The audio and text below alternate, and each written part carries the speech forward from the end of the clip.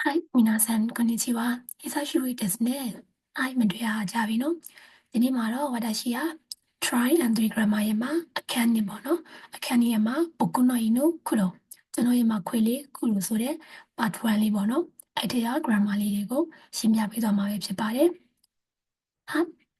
ဆိုရင်私を始めましょう。စကြရအောင်။ရှိုးဒီစာပိုင်လေးကိုမဖတ်ခင်ပေါ့နော်။အောက်က grammar လေးတွေကိုအရင်သွားကြည့်မယ်။ grammar နံပါတ်1လေးကတော့ဆိုအသေးလေးတက်ပေါ့နော်။ဆိုအသေးလေးတက်သူက noun 1တက် noun 2ပေါ့နော် noun 1လို့ခေါ်တဲ့ noun 2သူကကြတော့ရှင်းပြပေါ့နော်တက်မြန်မာလူလေးဟာတက်အရှို့ဒီမှာကြည့်မယ်ဆိုရင်ခုလိုတက်နာမည်ခုလိုလို့ခေါ်တဲ့နာမည်ပေါ့နော်အဲ့လိုမျိုးလေး noun 1တက် noun 2ပေါ့နော်ဒီ noun 2ကိုအထူးပြုတဲ့နေရာမှာသုံးတယ်ပေါ့နော်အဲ့တော့私ကိုပို့ပြီးတော့နားလည်သွားအောင်သူကဒီ example လေးကိုကြည့်ကြည့်မယ်ပေါ့နော်さっき上田さんって人が訪ねてきましたよ。お知り合いですかさっきそんなのはあれ。上田さんって人。上田さんလို့ခေါ်တဲ့လူကတဲ့訪ねてきました。ဒီနှုတ်ဆက်ပူလာခဲ့တဲ့お知り合いですかသူ့ကိုသိရလားအသိလားပေါ့နော်အဲ့ဆိုဒီမှာ上田さんって人上田さんလို့ခေါ်တဲ့လူပေါ့နော်အရှိကိုဒီမှာဆိုရင်သူကတိုယူနဲ့တူရဲ့ဟိုမှာဒီဆိုတေးလေးတရားကြပို့ပြောပေါ့နော်စကားပြောစမ်းတာပေါ့카본 쇼때 벽이 알레르기가 견인는 다연의 이 카본쇼ဆိုတာကပန်ဝတ်မုံကြောင့်ဖြစ်တဲ့ယောဂပေါ့နော်카본쇼 때 벽이 카본쇼လို့ခေါ်တဲ့ဒီ벽이ယောဂဆိုရင်ね알레르기ဆိုတာကအလာဂျစ်တာပေါ့နော်အလာဂျစ်တာကတဲ့ဂန်နန်တာယောနဲ့တဲ့အကြောင်းရင်းပဲတဲ့မှာဆိုရင်카본쇼 때 벽이 카본쇼လို့ခေါ်တဲ့벽이ယောဂပေါ့နော်မှာနောက်တစ်ခုကြည့်ကြည့်မယ်長野県のどかしどすいませんどかくしてところ知っている最近人気だって聞いたよねဒီမှာဆိုရင်長野県ဆိုတာကဒါဂျပန်မှာရှိတဲ့ခရိုင်ရဲ့မှာနေမယ်ပေါ့နော်長野県ရဲ့မှာတဲ့ဒိုကာကုရှိဆိုတာကသူကဂိတ်ပေါင်ကြီးကဒါဂျပန်မှာနာမည်ကြီးရဲ့နေရာပေါ့နော်ဒိုကာကုရှိတဲ့ところကာကုရှိလို့ခေါ်တဲ့နေရာတဲ့知っているသိလားတဲ့သိရလေတဲ့最近人気だって聞いたよကိုတလို့ဒီ人気だってဆိုတာကလူကြိုက်များလို့တဲ့ဒီခီးတာရောတဲ့ကြားခဲ့တယ်တဲ့အဆိုရင်ရှိကိုနံပါတ်1 grammar လေးကဆိုဒေးလေးတက်ပေါ့နော် noun 1တဲ့ noun 2 noun 1လို့ခေါ်တယ် noun 2はいနောက် grammar လေးကကြတော့ရှိကိုဆက်တဲ့ murata ခိုင်းစီတာကိုလက်ခံရရှိတယ်မြန်မာလို့ဆိုရင်ဆက်တဲ့ murata ခိုင်းစီတာကိုလက်ခံရရှိတယ်အဲ့ဆိုလည်းရှိဒီ murata နေရာမှာဆိုရင်လည်းဘာတရှိခူရဲလို့နဲ့တောင်းလို့ရပါဘောနော်murata နဲ့ murau နဲ့ career မှာအဓိပ္ပာယ်လေးအားတော့ရှိတော့ F4 မှာလည်းတင်ပြီးဆိုတော့တက်ပြီးတော့ရှင်းပြကြမလို့တော့တင်တယ်ပေါ့နော်။ဒါရှိတော့ဒီ set တဲ့ပေါ့နော်သူကစာ set တဲ့ murau ရမှာဒီသူကဘယ်နှမှာသုံးတယ်ဆိုတော့ပေါ့နော်ကိုကလှုပ်ချင်တဲ့အရာတွေအတွက်တစ်ဖက်လူကိုတောင်းဆိုတဲ့အခါမှာဆိုရင်တစ်ဖက်လူကခွင့်ပြုလိုက်တဲ့အခါမျိုးမှာပေါ့နော်။ဥပမာဆိုရင်ကားဝယ်ခြင်းနဲ့အဲ့ဒါကိုအမေကကားဝယ်ခိုင်းတာကိုကားဝယ်ခိုင်းတာကိုလက်ခံရရှိခဲ့တယ်။ဒါဆိုရင်ခွင့်ပြုလိုက်တာလေ။အဲ့လိုမျိုးခွင့်ပြုတာခိုင်းစီတာကိုလက်ခံရရှိခဲ့တယ်။ဒါကကိုလုပ်ချင်တဲ့ကိစ္စကြီးပေါ့နော်။自分がすることのために他の人の許可を取るときに使う。ကိုကလုပ်ချင်တဲ့အရာတွေအတွက်အခြားလူရဲ့မှာဒီခွင့်ပြုချက်ကိုတဲ့ဒီတောင်းဆိုရခါမှာဆိုရင်အသုံးပြုပါရဲ့တဲ့။အဲ့တော့ဘာလဲရှိတော့ပို့ပြီးတော့ဒီနားလည်သွားအောင်လို့ example စာကြောင်းလေးကိုတွားကြည့်မယ်။この会社は自分の意見を自由に言わせてくれる。ဒီကုမ္ပဏီမှာဆိုရင်ねကိုရမအခံဆိုတာကအမြင်ကိုပေါ့နော်အမြင်ကိုတဲ့ဂျီယူနီအဝါစစ်တဲ့ခရဲတို့ပြောခိုင်းခွင့်ပေးပါရဲ့တဲ့အဲ့ဆိုရင်ဒီကိုကလို့လည်းပြောလို့ရတယ်ကွာဒီကုမ္ပဏီမှာဆိုရင်အဲ့ဒါကိုပြောခွင့်ပေးခဲ့ပါရဲ့တဲ့高校生の時アルバイトをしたいと父に言われたがさせてもらえなかったဒီအထက်တန်းကျောင်းသားဘဝတုန်းကတဲ့အချိန်ပိုင်းလို့ကိုလှုပ်ချင်တယ်လို့အဖေကိုပြောခဲ့ပေးမယ်လို့တဲ့စာစစ်တဲ့မိုရိုင်းနာခတ်တာ ဒီခွင့်ပြုမပေးခဲ့ဘူးပေါ့နော်ခိုင်းစီတာကိုလက်ခံမရရှိခဲ့ဘူးဆိုတော့စီလီယောဘာသာပြန်မယ်ဆိုရင်မလောက်ခိုင်းခဲ့ဘူးပေါ့နော်အဖေရတဲ့女子は何事も経験だと言って私を海外研究に行かせてくれた。上司အထက်လူကြီးအားဆိုရင်တဲ့ဒီဘာပဲဖြစ်ဖြစ်အတွေ့အကြုံရပါတယ်လေလို့ပြောပြီးတဲ့ကျွန်တော်ကိုနိုင်ငံခြားခိုင်ခိုင်ခံကျူဆိုတာကသူနိုင်ငံခြားဒီသူတနနာတွားဖို့ပေါ့နော်အကဆက်တဲ့ခရတာတွားခွင့်ပေးခဲ့ပါရဲ့တဲ့ここに荷物を置かせてもらってもいいですかဒီနေရာမှာအထုပ်ဖို့လေးချခိုင်းတာကိုလက်ခံလို့ရရှိနိုင်မလားတဲ့ဥပမာဆိုရင်ဒီနေရာမှာအထုပ်ဖို့လေးချလို့ရနိုင်မလားပေါ့နော်ဒါရှိရောဒီစာဆက်တဲ့မူရာဦးစာဆက်တဲ့ credit မှာဆိုရင်私မှတ်ရမှာကကိုကလှုပ်ချင်တာပေါ့နော်ဒီမှာဆိုရင်ကိုမှလည်းလှုပ်ချင်တယ်လှုပ်ချင်စိတ်ရှိရပေါ့နော်ကိုကလည်းလှုပ်ချင်တယ်ဒီဘောကစုလို့ခွန်တို့ကိုကလှုပ်ချင်တယ်ပေါ့နော်ကိုကလှုပ်ချင်တဲ့ຢာရဲ့အတွက်ခွင့်ပြုပေးတာကိုလက်ခံရရှိရအဲ့တော့私ရောဒီစာဆက်တဲ့မူရာဦးစာဆက်တဲ့ credit နဲ့မတူတဲ့ကနောက်တစ်ခုကစာဆက်ရတဲ့တော့သူကကြတော့မြန်မာလူဆိုရင်ခိုင်းစီခြင်းခံရတယ်ခိုင်းစီခြင်းခံရတယ်ဒီမှာဆိုရင်私တို့က自分がしたくないကိုကမလုပ်ချင်တဲ့အရာအတွက်ခိုင်းစီခြင်းခံရတာဟုတ်ပြီနော်စာဆဲရာရဲတာကကိုကမလုပ်ချင်တဲ့အရာအတွက်ခိုင်းစီခြင်းခံရတာဟဲ့私ကိုပို့ပြီးတော့နားလည်သွားအောင် example လေးနဲ့သွားကြည့်အောင်この物時テストの成績が悪いと父にドレス掃除をさせられた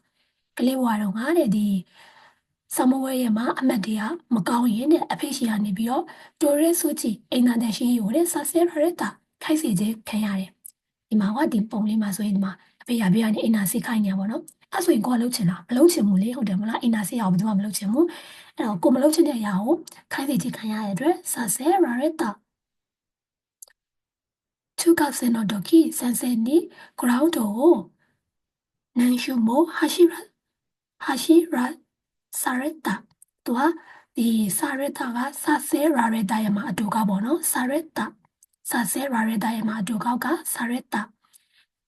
အလဲတန်းကျောင်းသားဘွားတော့ငါတဲ့ဆရာစီကနေပြီးတော့ဒီကစားကွင်းကိုတဲ့ဘယ်နှကြိမ်မှမသိရဲ့ပတ်ပြေခြင်းကိုတဲ့ပတ်ပြေဖို့ခံခဲ့ရတယ်တဲ့ဖြည့်ခိုင်းခြင်းကိုခံခဲ့ရတယ်ပေါ့နော်ဒီမှာဆိုရင်ဘသူစီရလဲဆိုတော့ရှိကိုနီးပေါ့နော်ကိုဝခိုင်းစီရဲ့လူရဲ့နောက်မှာဆိုရင်နီးတော့ရမယ်学生の時いつも先輩に飲み物を買いに行かされた。されたのとはさせられた山とかされた。တန်ကျောင်းသားဘွားတော်ကတဲ့အမြဲတမ်းပဲဒီစီနီယာတွေရှိကနေပြီးတော့တောက်စီယာတွေကိုဝယ်ဖို့အတွက်တဲ့ဒီ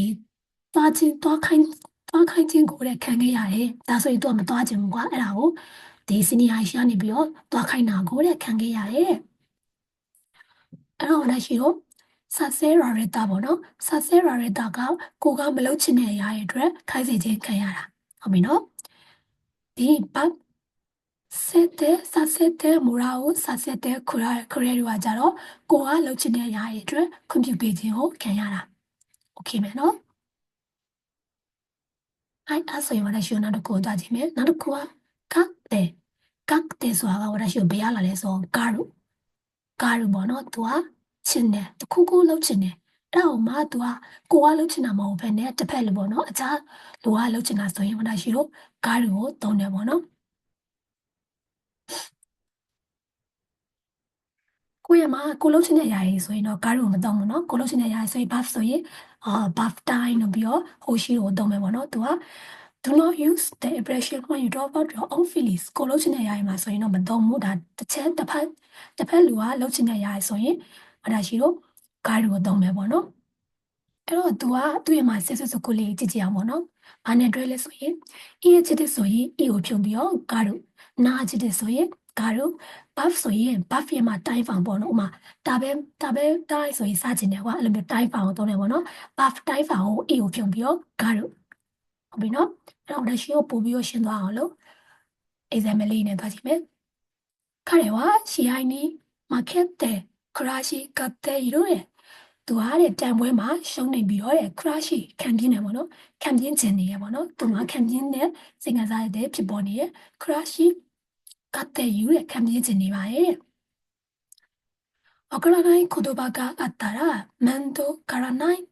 데 만도 가라나이 데 승훈이 시합에나 사이 남래의 고도바이စကလုံးနေရှိမယ်ဆိုရင်နဲ့ manto granite တဲ့ဆိုကဝိလက်ကြောင့်ပဲလုံးမနေပဲနဲ့စငုနီရှာပဲနာဆိုင်ချစ်ချင်းရှာပါတယ် imoto wa kuruma o hoshikatte iru ga chichi wa zettai irusanai to itteru ညီမလေးဟာတဲ့ကားကိုဟိုရှိကတဲ့ယူကတဲ့လူချင်းနေပေမဲ့လေအဖေကလုံးဝကိုခွင့်မပြုဘူးလို့ပြောခဲ့ပါတယ်တဲ့ဒါဆိုရင်ဘယ်သူကလူချင်းတာလဲညီမလေးကလူချင်းတဲ့အတွက်ကြောင့်မလို့ဟိုရှိကတဲ့ဒီကလုံးကကျွန်တော်ကလူချင်းတဲ့ဆိုရင်ဝတာရှိဝဟိုရှိဆိုရင်ရတယ်ပေါ့နော်ဒါပေမဲ့တခြားလူကလူချင်းတဲ့ဖြစ်တဲ့အတွက်ကြောင့်မလို့ဟိုရှိကတဲ့ကားရုံနဲ့တုံးတယ်ပေါ့နော်はいすいません田中さんは人気スターのファッションを何でも真似したがる私တို့မနဲ့ရှိရတာ copy ခုอ่ะပေါ့နော်ဘယ်လိုပြောရမလဲ session တွေပါဆိုလိုက်ပြီးအတူခုอ่ะပေါ့နော်မနဲ့ရှိတာကတော့ဒီတနကဆန်ဆိုရင်ねဒီနာမည်ကြီးရဲ့ star တွေရဲ့မှာ fashion ကိုတဲ့ဘာပဲဖြစ်ဖြစ်လိုက်ပြီးတော့အတူခိုးချင်နေရဲ့တဲ့အဲ့တော့ရှိတာကတော့အတူခိုးချင်တယ်ဘယ်သူကခိုးချင်တာလဲတနကဆန်အဲကြောင့်မလို့ဝါရှိတို့ကာရုံတုံးတယ်ပေါ့နော်စာမွေးဟိပါတဲ့နက်ခုံမို့စတိုအဲတတကာရနိုင်အဲ့ရနေမှာဆိုရင်ねကြောင်လေးတောင်မှအပြင်ကိုတဲ့မထွက်ချင်ပါဘူးတဲ့ဒါဆိုရင်အပြင်မထွက်ချင်တာကဘယ်သူတော့နက်ခုံကြောင်မို့လို့ဝါရှိတို့ကာရုကာရနိုင်တုံးမယ်ပေါ့နော်အဲ့ဝါရှိတို့နောက် grammar လေးကကြတော့တတ်တူတန်တတ်တူတန်ပေါ့နော်မြန်မာလိုကလေဖြစ်လေဖြစ်ချင်းပေါ့နော်အဲ့တော့တတ်တူတန်ဖြစ်တဲ့ကြောင်ဝါရှိတို့ buff မှာတာဖောင်လေးပဲတုံးမယ်ပေါ့နော် after တူတန်အခုခုဖြစ်လိုက်တယ်ပေါ့နော်အဲ့မှာဆိုရင်ဖြစ်လင်ဖြစ်ချင်းပေါ့နော်ဖြစ်လင်ဖြစ်ချင်းမြန်မာလူလေးကဆိုရင်ဒါပေမဲ့ तू ကဘယ်လိုမျိုးချင်နေပါသလဲဆိုတော့ကိုအမျော်လေးထားတဲ့ရလက်တွေဖြစ်တဲ့အချိန်မှာဆိုရင် after တူတန်ကိုတုံးမယ်ပေါ့နော်အဲ့တော့ဝါရှိကိုပို့ပြီးတော့ရှင်းသွားအောင်လို့ exam လေးသွားကြည့်မယ်တာချီအကတတ်တူတန်မတက်ရလိုက်လေရလိုက်ချင်းနဲ့မဲတော်မရဲ့ကခရုခုနတ်တာမျက်စိရပေါ့နော်ဒီတိုင်းမှောင်သွားတယ်ဘယ်လိုပြောချင်လဲဆိုတော့ရှင်အိုင်နေကနေပြီးတော့ရုပ်တရက်ထလိုက်ပြီဆိုရင်မျက်လုံးကမူးဝေးပြီးတော့မှောင်သွားတာမျိုးလေဒါမျိုးပြောချင်တာ彼女はさっきまで元気なかったのにご飯を食べたとで元気になったသူမအားရဒီဆွမ်းမလေးကတဲ့元気がなかったのにဒီမတက်ကြတဲ့ပုံပေါ်နေပဲပေးမယ်လို့ကိုဟန်ကိုတပည့်တော်တို့တဲ့ကန်ခင်းနတ်တာတမေစားလိုက်လေစားလိုက်ချင်းပဲတက်ကြွလာခဲ့ရဲ့ဟိုဒါရှိတော့လို့အစားတလိုက်လေးပေါ့နော်ကိုကမစားရရင်ခဏကိုရရတယ်မလားကန်ခင်းမဖြစ်တော့ဘောနော်အစားလေးညဝင်သွားရင်ဆိုတန်းပြီးတော့လန်ဆန်းတက်ကြွလာဘောနော်အစက်ပုံလေးအဲ့ဒါဝအိုင်ဒေကရှာချောဒတ်တော့ရှိတတ်တူတဲ့キュニデネに話し始めた。သူကတဲ့တစ်ဖက်လူကဒီရှာချော community တစ်ထည်လို့တိလိုက်ရင်တိလိုက်ချင်းပဲတဲ့ရုပ်တရက်ဆိုလိုမျိုးတဲ့ဒီတဲနေနီဟနာရှိဟာချင်မဲ့တာကြီးရုံသေးစွာနဲ့တဲ့စကားပြောခဲ့ပါတယ်တဲ့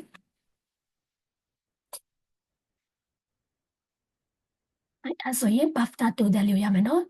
ဖြစ်လင်ဖြစ်ချင်းပေါ့နော်တိလိုက်ရင်တိလိုက်ချင်းမတရလိုက်လေရလိုက်ချင်းစားလိုက်လေစားလိုက်ချင်းပေါ့နော် BAFTA တူတယ် BAFTA မှာတာဖောင်လေးနဲ့တွေ့ပါမယ်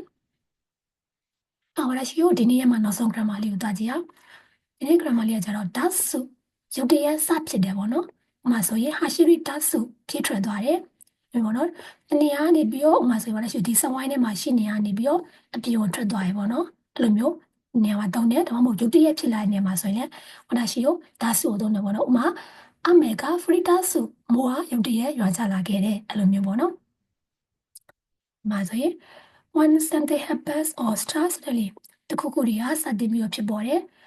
ရုပ်တရားပေါ့နော်ရုပ်တရားစတင်နေဖြစ်ပေါ်တဲ့အခါမှာဆိုရင်လည်းသုံးပါမယ်တဲ့အဲ့တော့သူရဲ့ဆက်စုကိုလေးက buff ကို mass ဖြုတ်ပြီးတော့ဒါစုပေါင်းနေပေါ့နော်